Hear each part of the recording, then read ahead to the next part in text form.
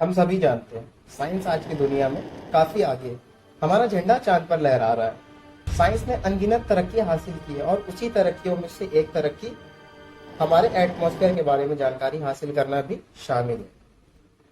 So welcome back to my channel. हमने पिछली videos में सीखा कि एटमॉस्फेयर के बारे में, उसके कंपोजिशन के बारे में डिटेल में पढ़ा। आज हम एटमॉस्फेयर के स्ट्रक्चर के बारे में जानेंगे। जिस तरह दोस्तों हमने सीखा हमारी अर्थ में लेयर्स होती है, हमारी अर्थ का स्ट्रक्चर लेयर्स में डिवाइड होता है। उनको हम लोग किस नेम से जानते हैं, जैसे क्रस्ट हो गया, मेंटल हो गई, कोर हो गई, सब लेयर्स को इनके नेम से जाना जाता है। ठीक है। सो दोस्तों, जिस तरह साइंटिस्ट ने अर्थ का स्ट्रक्चर लेयर्स, अर्थ के स्ट्रक्चर में लेयर पाई, बिल्कुल उसी तरह से हमारे एटमॉस्फेयर यानी हमारे प्लेनेट के एटमॉस्फेयर में भी लेयर्स होती है। उसको लेयर्स में डिवाइड है। अब उसको लेयर्स ना कह के स्फीयर कहेंगे। ओके, बस इतना सा नेम चेंज करना है। सो अब हमारे एटमॉस्फेयर यानी हमारे प्लेनेट का जो एटमॉस्फेयर होता है उसमें कितने स्फीयर होते हैं? उसमें 5 तरह के स्फीयर्स होते हैं। वो 5 स्फीयर किस कौन कौन से नेम से जाने जाते हैं? सबसे पहला troposphere, number 2 stratosphere, number 3 mesosphere, number 4 thermosphere and the last one is exosphere. So अब यहाँ पर सारे स्पेयर्स के नेम है। अब तो यहाँ पर जो स्पेयर्स होते हैं, एक स्पेयर्स को किस वे में डिवाइड करा गया, तो उसको हाइट में डिवाइड करा गया होगा, फिनोमिना में डिवाइड करा गया, कैसी कंपोजिशन है, क्या क्या चीजें पाई जा रही, इस तरह से डिवाइड करा। लेकिन साथ साथ अब हाइट में डिवाइड करा तो उसकी बाउंड्री जो होगी कि कहाँ से एंड हो रहा, उसका भी नाम है। अब उसको किस नेम से जानते हैं यहाँ पर समझना। एग्जाम्पल, अब हमारे पास 2 लेयर्स हैं, जैसे कि ट्रोपोस्फेयर और स्ट्रेटोस्फेयर। ध्यान देना, यहाँ पर जो हमारी नीचे वाली लेयर होगी ट्रोपोस्फेयर, यानी इसका हम लोग ट्रोपो ले लेंगे और सिर्फ उसमें क्या ऐड कर देंगे? पॉज ऐड कर देंगे और उसकी बाउंड्री का नेम हो जाएगा ट्रोपो पॉज। क्या हो जाएगा? ट्रोपो पॉज। इसी तरह से जब हम लोग स्ट्रेटोस्फेयर और किसके बारे में बात करेंगे? मेसोस्फेयर। स्ट्रेटोस्फेयर और मेसोस्फेयर के बारे में बात करेंगे तो हम लोग की नीचे वाली लेयर स्ट्रेटोस्फेयर का स्ट्रेटो और उसमें क्या ऐड कर देंगे? पॉज, यानी क्या नेम हो जाएगा? स्ट्रेटो पॉज नेम हो जाएगा। ओके, सो ये हमारे इस तरह से बाउंड्री के नेम निकल आएंगे। सो दोस्तों, अब आप लोग कमेंट बॉक्स में बताओ कि मेसोस्फेयर और थर्मोस्फेयर इसकी बीच की बाउंड्री को किस नेम से जाना जाता है। सो दोस्तों, हम लोग लेयर्स के बारे में भी समझ लेते हैं। सबसे पहली लेयर्स हमारी कौन सी लेयर्स होती है? ट्रोपोस्फेयर। इसकी लोकेशन क्या होती है, कहां पर पाई जाती है? So it is the lowest layers of the earth atmosphere, यानी ट्रोपोस्फेयर हमारे अर्थ के सबसे करीब में पाई जाती है। ये सबसे करीब इसलिए पाई जाती है क्योंकि ये सबसे नीचे वाली लेयर्स होती है। ठीक है। Earth surface at extending up to 14 kilometre height. Okay, so ये इसकी जो हाइट होती है वो 14 किलोमीटर तक की ये पाई जाती है। ओके, इसका टेम्परेचर कैसा होता है? Temperature decrease with altitude in the troposphere. Okay, so इसका टेम्परेचर डिक्रीज हो जाता है ट्रोपोस्फेयर में। कब डिक्रीज होता है? जब इसकी हाइट बढ़ती है, यानी जितने हम लोग ऊपर जाएंगे उतना टेम्परेचर कम होता जाएगा।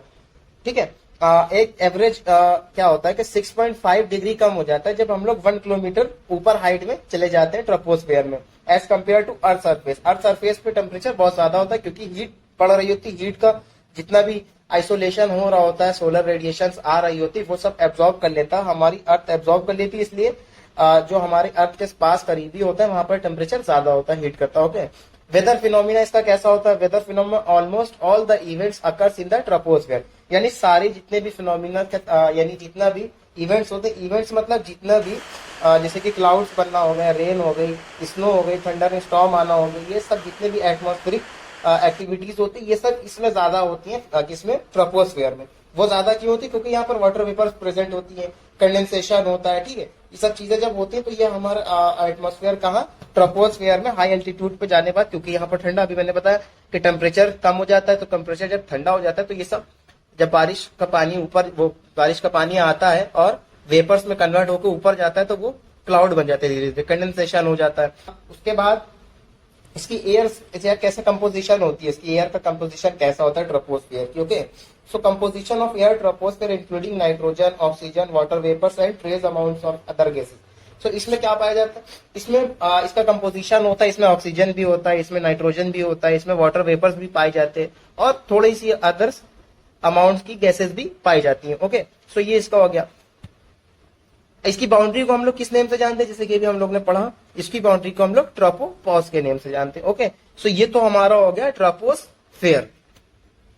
सो हमारे एटमॉस्फेयर का सेकेंड लेयर कौन सी कहलाती है? स्ट्रेटोस्फेयर कहलाती है। ओके, इसकी लोकेशन क्या है? इसकी लोकेशन क्या है? इट अबव द ट्रोपोस्फेयर, ये ट्रोपोस्फेयर के ऊपर पाया जाता है। It extend up to 50 kilometre, ये 50 किलोमीटर हाइट तक की इसकी हाइट रहती है। इट्स मीन 50 किलोमीटर तक हाइट रहती है। कहां से? 14 किलोमीटर जहां पे इसका ट्रोपोस्फेयर का एंड होता है और वहां से स्टार्ट होता है। सो 50 किलोमीटर तक जाता है। अर्थ के सरफेस से 50 किलोमीटर तक ये पाया जाता है। इसका टेम्परेचर कैसा होता है? इसका टेम्परेचर अनलाइक टेम्परेचर इसलिए कहा जाता है क्योंकि यहाँ पर हीट बहुत ज्यादा रहती है, गर्मी बहुत ज्यादा रहती है। हाई एल्टीट्यूड, जितना इसका हाई एल्टीट्यूड रहता है उतने इसका टेम्परेचर बढ़ता है। बिकॉज क्यों? क्योंकि यहाँ पर ओजोन लेयर पाई जाती है। जैसे कि हम लोग ने पिछली वीडियोस में समझा, ओजोन लेयर्स में क्या रहता है? ओजोन लेयर्स हमारी जितनी भी सन की अल्ट्रा वायलेट रेजेस होती है उन सबको एब्जॉर्ब कर लेता है, हम लोग तक के आने से पहले ही वो वहां पर रोक देता है। ओजोन लेयर उसको पूरी तरह से यूवी रेजेस को रोक देती है। ओके, सो यहाँ पर वेदर फिनोमिना कैसा रहता है? यहाँ पर वेदर फिनोमिना बिल्कुल जीरो रहता है। जीरो क्यों रहता है? क्योंकि यहाँ पर लैक ऑफ वेदर रहता है, कोई भी वेदर नहीं होता है। ठीक है, ना तो यहाँ पर थंडर स्टॉर्म आता है, ना यहाँ क्लाउड बनते हैं, यहाँ टर्बुलेंस होता है। ओके, सो यहाँ पर ये एक स्टेबल रीजन भी इसको कहा जाता है। ओके, सो इसलिए इसको एयरक्राफ्ट जो होते हैं, हम लोग के प्लेन्स वगैरह, जो जेट प्लेन्स वगैरह उड़ते हैं, वो इसलिए यहाँ पर उड़ना ज्यादा प्रीफर करते हैं, स्ट्रेटोस्फेयर में जाके फ्लाई करना ज्यादा प्रीफर करते हैं। बिकॉज यहाँ पर लैक ऑफ वेदर रहता है, ज्यादा चांसेस नहीं रहते हैं बारिश होने के, ठंडा स्टॉर्म आने के, जिससे उनको किसी तरह की दिक्कत फेस करना पड़े। इसलिए वो हाई एल्टीट्यूड में जाना ज्यादा पसंद करते हैं जब कभी लंबी फ्लाइट होती है। ओके, सो एयरक्राफ्ट, ये तो बात हो गई इसका फिनोमिना की। सो अब इसकी जो बाउंड्री होती है उसको हम लोग किस नेम से जानते हैं? उसको हम लोग किस नेम से जानेंगे? स्ट्रेटोपॉज। Because why? क्योंकि स्ट्रेटोस्फेयर के ऊपर वाली जो लेयर होती है वो मेसोस्फेयर होती है, और हम लोग हमेशा जिस लेयर को एंड करते हैं उसी लेयर के नाम से पॉज लगा देते हैं। सो स्ट्रेटोपॉज, क्योंकि यहाँ पर स्ट्रेटोस्फेयर एंड रुक, यहाँ पर इसका एंड हो रहा है, सो इसलिए हम लोग स्ट्रेटोपॉज, यहाँ पर रुक रही है। ओके, सो स्ट्रेटोपॉज। सो ये तो हमारे हो गए second layer of the atmosphere. अब हम लोग थर्ड लेयर के बारे में पढ़ते हैं। सो थर्ड लेयर हमारी मेसोस्फेयर होती है। This layer is above the stratosphere and below the thermosphere. ये लेयर हमारी स्ट्रेटोस्फेयर के ऊपर और थर्मोस्फेयर के नीचे पाई जाती है। It extend from about 50 kilometre to 80 kilometre above the earth surface.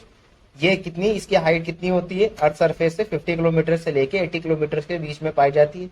It is also the coldest layer. Coldest layer क्यों कहलाती है? क्योंकि यहाँ जितने हाई एल्टीट्यूड होता है, हाई एल्टीट्यूड तक जाते हैं, वहां का टेम्परेचर डिक्रीज होने लगता है। Okay, meteoroids burn upon the entire mesosphere. यहाँ जो इस मेसोस्फेयर में मेट्रॉइड जो स्पेस से आ रहे होते हैं वो सब बर्न हो जाते हैं। इसी वजह से हमारी अर्थ के सरफेस तक के नहीं आ सकते।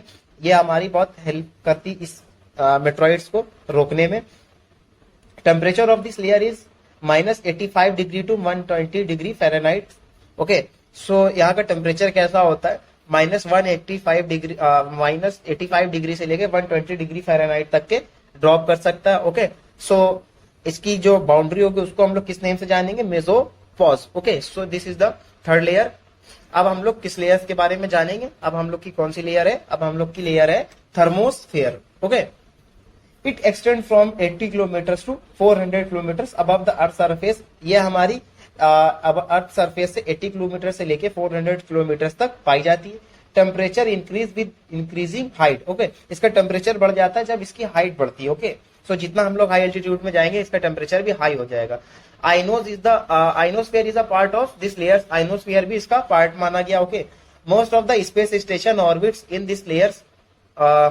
जितने भी ऑर्बिट स्टेशन होते हैं, ठीक है, या फिर इंटरनेशनल स्पेस स्टेशन होते हैं, वो सब भी इसी लेयर्स में पाए जाते हैं। Okay, overall the mesosphere extreme cold and its role burns in the meteoroids. Okay, so इसमें क्या होता है कि जो इसका टेम्परेचर बढ़ता है वो कोल्ड वे में बढ़ता है, यानी माइनस में बढ़ता है। ओके, सो यहाँ पर क्या होता है कि मेसोस्फेयर जो होता है, मेसोस्फेयर भी एक कोल्ड लेयर मानी गई है, और यहाँ पर ज्यादातर क्या होता है? मेट्रॉइड्स पाए जाते हैं। Okay, so last one is exosphere. This is the uppermost layer of the atmosphere. It is also known as exosphere and atmosphere. Okay, so this layer has a very thin layer.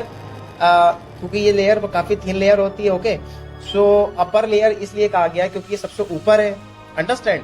और यहाँ का temperature कैसा रहता है? यहाँ का temperature काफी light वे में कर रखा गया है। ठीक है, और उसको थिन लेयर्स भी कहा गया क्योंकि light gases are present in this layer like helium and hydrogen. क्योंकि यहाँ पर लाइट गैस इसलिए भी कहा गया क्योंकि जितनी भी लाइट गैसेस होती है वो इसी में एग्जिस्ट करती है। ओके, क्योंकि अब जैसे कि हमारे ट्रोपोस्फेयर से निकल के लाइट गैसेस यानी हीलियम, हाइड्रोजन, ये सब निकल के धीरे धीरे ऊपर की साइड सरफेस में हमारे क्रॉस करते हुए निकल जाती हैं और सारी लेयर्स को क्रॉस करके एग्जॉस्ट लेयर्स में जाके पाई जाती है. सो this is the whole explanation about the atmosphere. So right now you can like my videos and subscribe my channel. मिलते हैं नेक्स्ट वीडियोस में. Okay, bye everyone.